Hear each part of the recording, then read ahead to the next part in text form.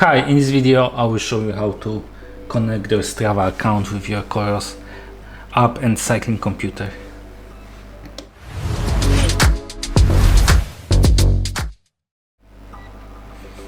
On the COROS app main page, you need to switch to the profile, and there you need to go to the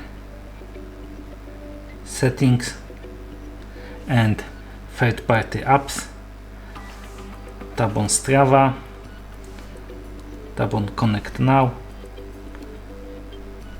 and there you need to log into your Strava account and it will be automatically connected together. Thank you for watching. If you like this video, subscribe to our channel and give us a like.